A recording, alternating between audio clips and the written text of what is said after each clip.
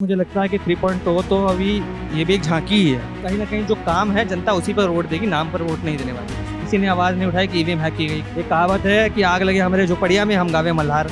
अखिलेश यादव भी इस बार बहुत उत्साहित है। सुनने में आ रहा है कि दिल्ली की राजनीति शुरू करने वाले हैं। टाइम नहीं लगना भाई, सब रात के 8 बजे प्रेस कॉन्फ्रेंस करेगा, बोलेगा भाइयों बहनों दिल्ली एनसीआर की सीमाएं लाहौर तक बढ़ाई जाती हैं। भाई अपने देश पे ध्यान दो, अपने गरीबी अपने बच्चों पे ध्यान दो, पढ़ाई लिखाई पे ध्यान दो। हमारे यहाँ के खिलाड़ी आके अंग्रेजी नहीं बोल पाते, रिव्यू में कम से कम उन्हें इंग्लिश सिखाओ पहले।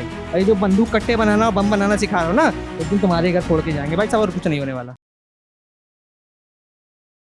नमस्कार, मैं सचिन कुमार और आप देख रहे हैं सौगन टीवी। हम जनता से राय लेंगे क्या लगता है मोदी का 3.0 प्लान क्या हो सकता है इस बार, क्योंकि जो बोला गया है कि 10 साल का ट्रेलर था, पिक्चर अभी बाकी है। क्या है देखिए पिक्चर तो बहुत बाकी है और मुझे लगता है कि 3.0 तो अभी ये भी एक झांकी ही है। अभी इसमें बहुत कुछ होना है, क्योंकि जिस तरीके से देश में एक बार फिर से मोदी की सरकार आई, कहीं ना कहीं पूर्ण बहुमत तो नहीं पा पाई, पर एनडीए को पूर्ण बहुमत दिया है। दूसरी तरफ ये एक सबक है मौजूदा सरकार के लिए कि अहंकार किसी भी तरह का अच्छा नहीं है। कहीं ना कहीं जो सीटें कम हुई हैं, जो मुख्य सीटें हारे, कई मंत्री यूपी में देखा गया कि बीजेपी के केंद्र के मंत्री भी हार गए हैं। तो एक सबक है कि कहीं ना कहीं जो काम है जनता उसी पर वोट देगी, नाम पर वोट नहीं देने वाली। ईवीएम हैकिंग का भी इस बार सवाल लड़ गया भाई साहब। किसी ने आवाज़ नहीं उठाई कि ईवीएम हैक की गई, क्योंकि इस बार तो कांग्रेस की सीटें आ गई अच्छी खासी। और मुझे हंसी तो इस बात पे आ रही है कि 100 का आंकड़ा पार न होने के बाद भी इतनी खुशी मना रहे हैं, पता नहीं क्यों। एक कहावत है कि आग लगे हमारे झोपड़िया में हम गावे मल्हार। मतलब मेरी झोपड़ी में आग लगी हुई, पर हम खुश हो रहे हैं कि हमारे यहाँ बहुत सब चंगा हो गया भाई साहब। अखिलेश यादव भी इस बार बहुत उत्साहित है। सुनने में आ रहा है कि दिल्ली की राजनीति शुरू करने वाले हैं। केंद्र में आप बताइए, एक बार सरकार, मोदी तो 3 बार मुख्यमंत्री बनकर तब केंद्र में आए। ये केंद्र में केवल एक बार कुछ सीटें ज़्यादा पा गए, अभी दिल्ली की ओर मुख कर गए कि हम दिल्ली की राजनीति करेंगे। ये होता है विफलता का कारण। अब जो आपने की मोदी 3.0 में क्या हो सकता है, पिक्चर में क्या होगा? देखिए पिक्चर में बड़ी बड़ी चीज़ें होंगी।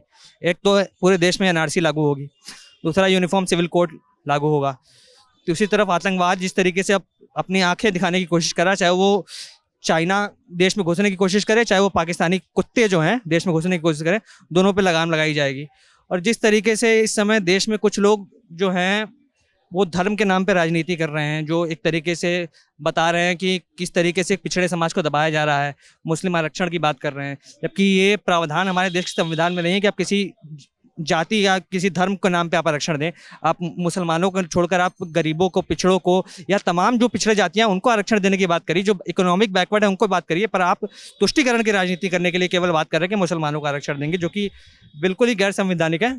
तो कुछ लगता है कि मुझे सरकार इस पर भी काम करेगी और आगे आने वाले समय में आपके देश की जनता के लिए कुछ भले का काम होगा। गरीब जनता कहीं ना कहीं जो मोदी सरकार से नाखुश रहे हैं पिछले 10 सालों में, क्या लगता है इस बार उस पर भी ध्यान दिया जाएगा? देखिए गरीबी इस देश की बहुत बड़ी समस्या है, जो आज से नहीं, ये 1947 से चलती आ रही है। नेहरू जी ने भी कहा था गरीबी हटाओ, उसके बाद इंदिरा जी आई, उन्होंने कहा गरीबी हटाओ, राजीव जी ने कहा गरीबी हटाओ, सोनिया जी ने कहा गरीबी हटाओ, राहुल जी हैं वो कह रहे हैं अभी भी गरीबी हटाएंगे और बेरोजगारों को भत्ता देंगे। अभी आपने देखा किस तरीके से गारंटी कार्ड भरवाया, महिलाएं पहुंची जब कांग्रेस मुख्यालय के बाहर तो ठेंगा थमा के वापस कर दिया। कैसे विश्वास करेगा कोई कांग्रेस की सरकार पे? कैसे राहुल गांधी पे विश्वास करेंगे जब आपके अंदर इतनी विश्वसनीयता ही नहीं है कि आप कोई चीज़ कह कर मुकर जाएंगे, आप उस पर खड़े नहीं होंगे, देश के बच्चों को, महिलाओं को, युवाओं को एक झूठा दिलासा देंगे, क्योंकि जान तो रहे थे कि सरकार नहीं बनने वाली। तो क्या 1 लाख क्या 5 लाख बोल देते, 15 लाख बोल देते मोदी जी की तरह? देना तो उन्हें भी नहीं था, देना इन्हें भी नहीं है। तो मुझे लगता है कहीं ना कहीं इससे देश बाहर निकल रहा है और अब आगे आने वाले समय में आप देखेंगे कि जो काम करेगा जनता उसके साथ खड़ी होगी और जो नहीं करेगा उसको नकारेगी। बड़े बड़े मुद्दे तो आपने बता दिए, लेकिन जिस चीज के लिए अमित शाह फोर्स करते हैं कि पीओके आएगा, क्या इस पे तो आपने जिक्र ही नहीं किया? क्या लगता है? देखिए पीओके का तो भाई साहब बड़ा संगीन मामला है, क्योंकि इस समय तो अमित शाह तो चलिए एक बार फिर अभी कुछ नहीं बोल रहे थे, पर जिस तरीके से आतंकवादियों ने उंगली करी है ना, मैं बता रहा हूँ पीओके छोड़िए, उनके घर भी लेके आएंगे। उनका जो बसा बसाया मकान होगा, जो उनके घर परिवारों का ना, उसे भी उठा के हिंदुस्तान में लाएंगे। और ये दिल्ली के 2 ऐसे बंदे हैं, टाइम नहीं लगना भाई, सब रात के 8 बजे प्रेस कॉन्फ्रेंस करेगा, बोलेगा भाइयों बहनों दिल्ली एनसीआर की सीमाएं लाहौर तक बढ़ाई जाती हैं। ये हो सकता है, ये बड़ी बात नहीं। और इस बात का डर मैं आपको बता रहा हूँ, इस बात का डर पाकिस्तानी अवाम में भी है। बस डर किसके अंदर नहीं है? पाकिस्तानी अवाम सोचती है कि मोदी तो डरा सकता है, पर हमारी इंडियन जो पाक आर्मी है ना बहुत ताकतवर है, हमें बचा लेगी।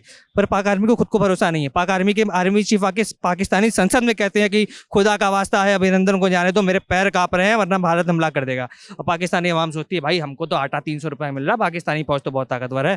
कहाँ की ताकतवर है भाई? भाई अपने देश पे ध्यान दो, अपने गरीबी अपने बच्चों पे ध्यान दो, पढ़ाई लिखाई पे ध्यान दो। तुम्हारे यहाँ से कोई साइंटिस्ट नहीं निकलता, तुम्हारे यहाँ के खिलाड़ी आके अंग्रेजी नहीं बोल पाते, रिव्यू में कम से कम उन्हें इंग्लिश सिखाओ, पहले इंग्लिश सिखाओ और मुझे पत्रकारों को सिखाओ कि कैसे अंग्रेजी में बात करें। तुम्हारी पत्रकारों की बेइज्जती तो अंग्रेजी खिलाड़ी कर रहे हैं और नेशनल टेलीविजन पे कर रहे हैं, पहले उस पर ध्यान दो। ये जो बंदूक कट्टे बनाना बम बनाना सिखा रहे हो ना, एक दिन तुम्हारे घर फोड़ के जाएंगे भाई साहब, और कुछ नहीं होने वाला। तो जैसा कि आपने देखा, बताया गया मोदी सरकार में इस बार बड़े बड़े फैसले लिए जाएंगे, पीओके भी आ सकता है। देखिए ये देखने की चीज़ है, अब मुद्दा तो बहुत बड़ा है ये, और इस बार जो गरीब जनता नाखुश थे, शायद इस बार मोदी सरकार उन पर ध्यान दे। और ऐसे तमाम खबरों के लिए बने रहे हमारे साथ, देखते रहे सौगंध टीवी। धन्यवाद। आप देख रहे हैं सौगंध टीवी, सौगंध वतन की।